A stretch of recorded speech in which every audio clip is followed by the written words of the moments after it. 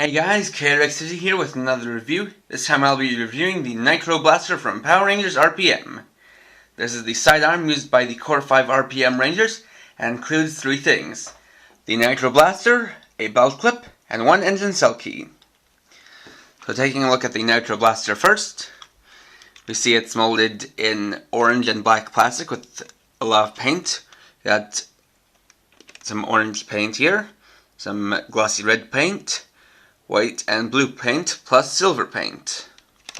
And right here we have the Go-Onger G, which has basically become the RPM emblem. And some a little bit more silver down here for the mode switch. You got the trigger here, and here's the engine cell key slot. The mode switch, well, this is the play mode switch, and this is the mode switch for the physical change. And right here we have the override button, which I'll explain later. Here's the belt clip. Yes, simple rubbery plastic. It attaches by lining up with the G, then sliding like that, and can come off just as easily. And here's the engine cell key, number 5, for the Wolf Cruiser, the Black Ranger Zord. So what you'll immediately notice off the bat is this bright orange barrel. And this thing is something that confused me, as well as a lot of other Power Rangers fans, at least those who know about the Sentai counterpart.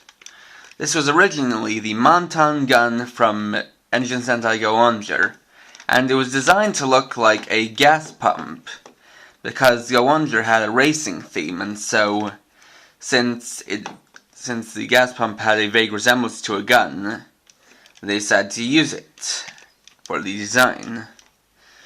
And the reason for the orange barrel was Bandai trying to conform with toy gun laws, wherein if it resembles a gun, it has to have an orange barrel. But the thing is, this wasn't designed to look like a gun. It was intentionally not designed to look like a gun, but apparently Bandai didn't know that, and with RPM having a post-apocalyptic theme that really has nothing to do with racing, I guess you couldn't really blame them. And you got the stopper part, which is for the sword mode, which I'll show off in a bit. So to turn it on, you got the switch, you got off, on, and command. So we'll switch it to on. And you can't make any sounds because the trigger is stuck like this. So to activate the sounds, you open up this slot, take an engine cell key, place it in like that, and close up. Then you can pull the trigger to make the blasting sound. And holding the trigger doesn't do anything, so you just do that. Then switch to sword mode. You press up on the switch, rotate it around, and pull up on the stopper, and flick it out. And so now we have it in sword mode.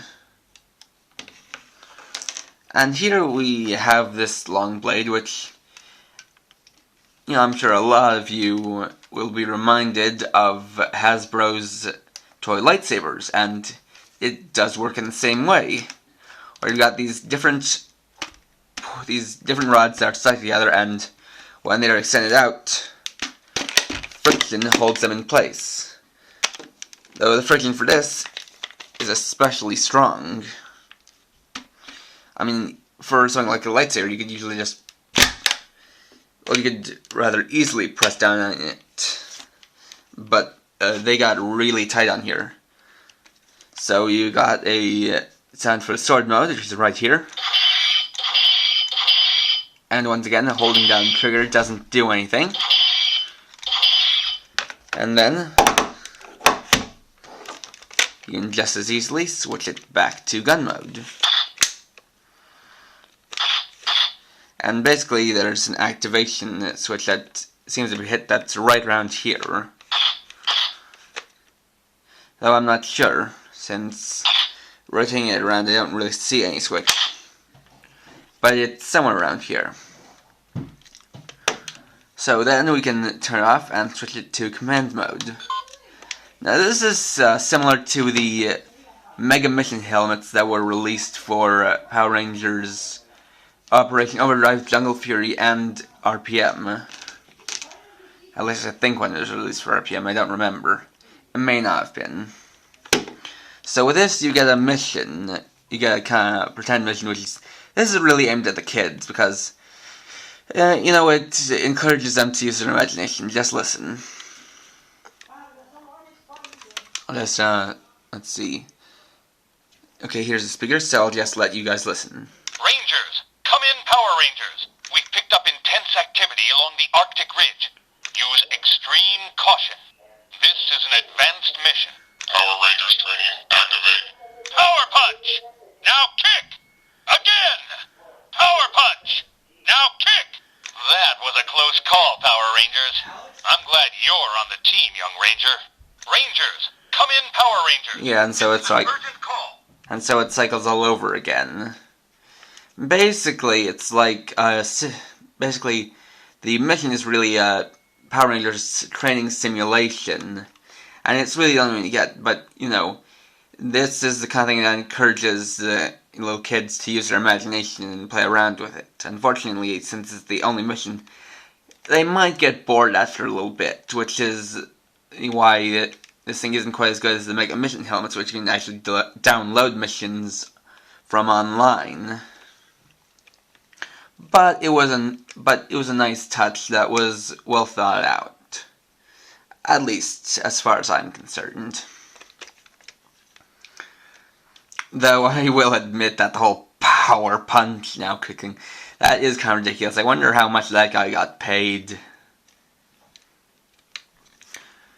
And so, moving on to that part I mentioned earlier, the override button. So, normally, when you don't have an engine cell key in here, you can't activate the sound button. But Bandai realized that kids aren't quite so responsible, so they might lose these. So, in case of that, they programmed this little override button. You just press it down, and it gives you full access. Now, to an adult collector, this might seem frivolous and trivial. Sorry about that. But, really, this thing is aimed at little kids, and little kids do lose things, so I really think it's a good idea. The engine cell key here works the same as the line haulers or the tail spinners, as I'll show you by how they match in the molding. I'll just show you it in the Rev Morpher right here.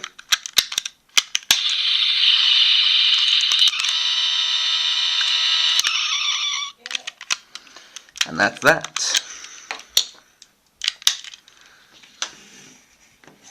So if you like RPM, or you like Hasbro's toy lightsabers, then this is good. I definitely would recommend this to little kids. I mean, if you are a little kid, and if you're a little kid watching this out there and you miss RPM and you missed buying this, then I'd recommend this. And this is pretty good for RPM fans. It's not quite a substitute for the Monton gun, but it's good on its own. And it really is pretty fun. I mean, if you can use your imagination, then you'll enjoy the command mode as well. I mean, definitely a pretty fun toy. So, please rate, comment, subscribe, and all the good stuff, and check out my blog at krx50.blogspot.com. And for now, this is KRX50, writing off.